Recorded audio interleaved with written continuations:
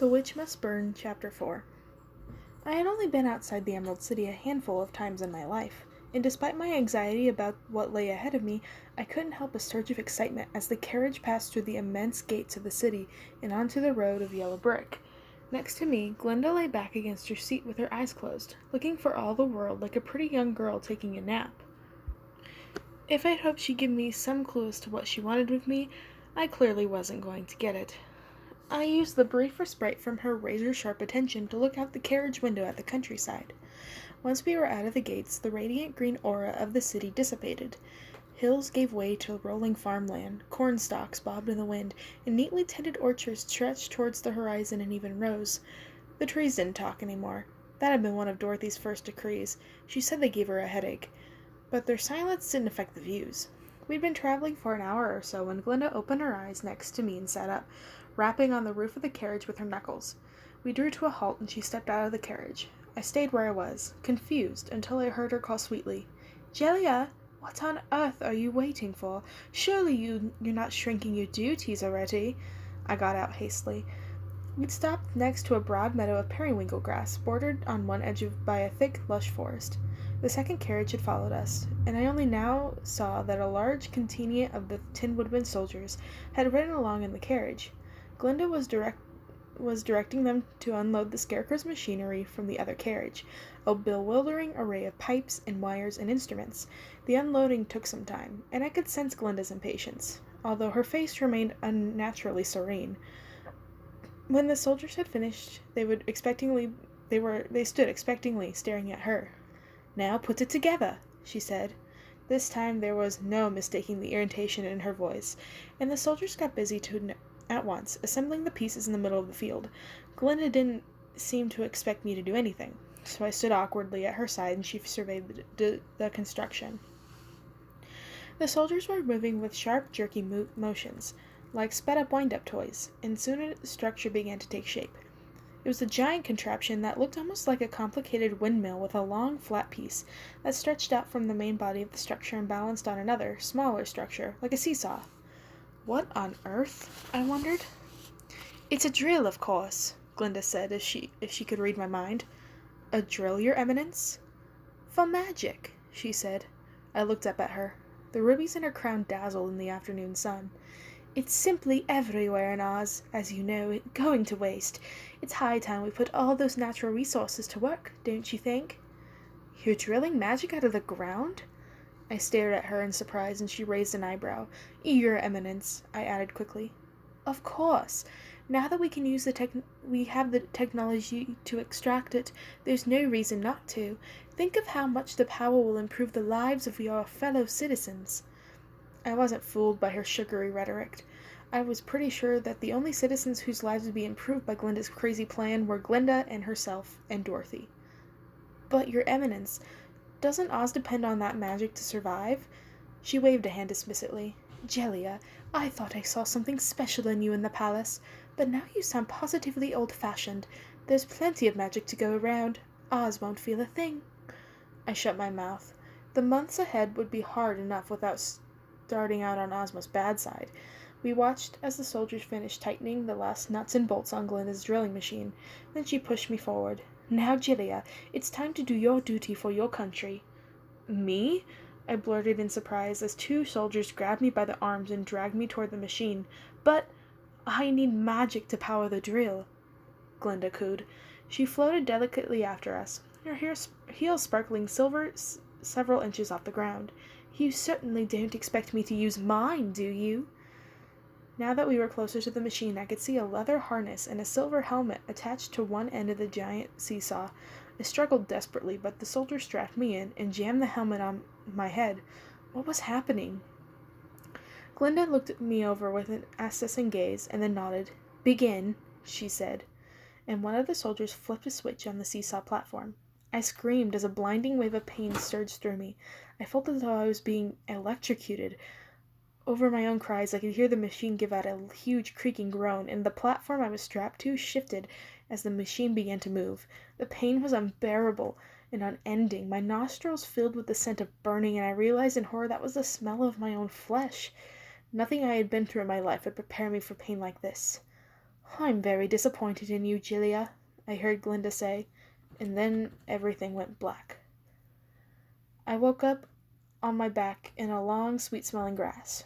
Every part of my body ached, and I tried to open my eyes. My vision was so blurry I shut them again. My head pounded with a dull, throbbing pain. Awake, lazy bones? Glinda's voice came from a few feet away, but I couldn't bring myself to look at her. I'm afraid you've failed me rather badly this morning, and it will take quite a lot of effort on your part to make it up to me. I've had to revamp the entire mechanism, and all that wasted time is your fault. What happened? I croaked, my voice barely above a whisper. You should have had enough magic to power the device yourself, but you simply weren't up to the job, Gilia, and now I'll have to find a way to run it manually. How inconvenient for me. She sniffed delicately. I suppose I need to think of something for you to do all summer at my palace. You're not nearly as valuable to me as I thought you would be. Every muscle in my body cried out in protest as I struggled to sit upright, cradling my pounding head in my hands. Now stand up and make yourself useful, Glinda said, her voice sharper. I heard her snap her fingers and I yelped aloud as my body was jerked into a standing position. I was afraid I'd fall over, but her spell held me there. Open your eyes, she said, and my body obeyed her. Slowly my vision returned. We were still on the field and the sun was still high in the sky, but that didn't mean anything. Dorothy controlled the passage of time in Oz, and she liked long afternoons with lots of sunshine. Something was moving next to Glinda's terrible machine. I squinted, and I saw that the soldiers had corralled a handful of terrified munchkins. While a few soldiers guarded the munchkins, another was busy taking apart the harness and helmet they strapped me into. When they finished, they began lifting Munchkins up to the platform of the seesaw. Munchkin labor, Glinda sniffed, her honeyed voice underscored with disgust. Unreliable, ineffective, and impossible to leave unsupervised. I'll have to station some of my soldiers here, and even return myself to make sure this job is getting done properly. All of this could have been avoided, Gilia, if your magic was sufficient to power the machine. She studied her device thoroughly, and then she looked at me. Perhaps with some refinements you'll be able to help me again. One of the soldiers barked an order, and the miserable-looking munchkins began jumping up and down in place. With a terrific, ear-splitting groan, the machine began to turn. Glinda sighed and turned away. Onward to my palace, I suppose, she said. Magic. Glinda was mining magic, pulling out of the soil as if she was just digging a well. It was everywhere. It was in the land itself. I struggled to stay awake on Glinda's carriage, but my body had other ideas, and I passed out again as soon as it moved forward. I had no idea how much time had passed when Glinda shook me impatiently, and I snapped back to consciousness. My muscles still ached, but the rest had done me a little good. The headache had subsided, and my vision was much clearer. Look sharp, you lazy girl, she said. We're almost to the palace, and I won't have you setting a bad example. I'd heard about the Summer Palace, Glinda's famous home, but I'd never seen it with my own eyes. It was nearly a full day's journey from the Emerald Palace, and Glinda's domain wasn't exactly a hot vacation destination. Outside the carriage, the countryside was remote and desolate.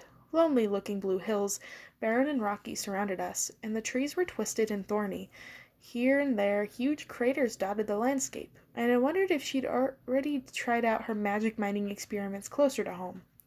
We were approaching a huge sparkling pink gate, made out of some stone that refracted the setting sun's light and sent in a dazzling sparks across the desolate, rocky ground. Beyond the gate, candy-cotton pink towers stabbed upward in dizzying heights. As soon as Glinda's entourage was within the castle walls, the gate swung shut. Like it or not, I was home. Glinda's palace was as pink on the inside as it was on the outside. The walls were coated with a textured pink paint that looked as though someone had smeared sugar over everything. Chandeliers crusted with pale pink gems hung from the high ceilings. Pink frame mirrors reflected the pink light, and everywhere hung pink-hued portraits of Glinda in an endless series of pink ball gowns. Waist-high pink vases held huge bouquets of pink flowers, which released little puffs of sickly sweet, perfumed pink smoke into the air at regular intervals. I tried not to gag as a waft of scent hit me, leaving a faint pink smear like a slug's trail on my uniform. Glinda, who didn't seem to walk if she could help it, floated ahead of me, gesturing me to follow her down the pink-floored main hall of the palace. I have the perfect place for you, Gilia, she sing-songed as I trotted after her, wincing at my still sore muscles. "We'll start you in the kitchen."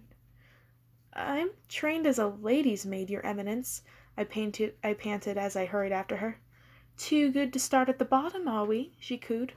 "It's not that, Your Eminence. It's just that I thought—" She whipped around in midair, her ball gown swirling, and stared down at me. "In my palace you don't think, Julia," she said. "Is that clear?" "Yes, Your Eminence," I said. She smiled. Despite her pretty face, the expression made her look like a shark.